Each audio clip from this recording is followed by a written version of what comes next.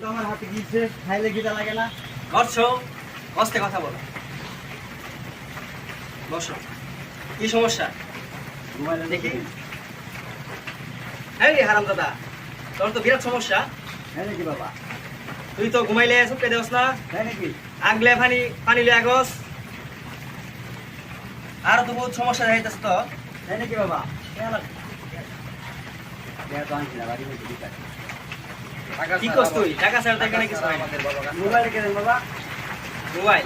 মোবাইলে কেনেন। মোবাইল জমা দিই। বসো, কি বলো? ঠিক আছে, পরে দেখা যাক, টাকা নিয়ে নাও। পরে মোবাইল নিয়ে আসবো। মোবাইলটা নাও।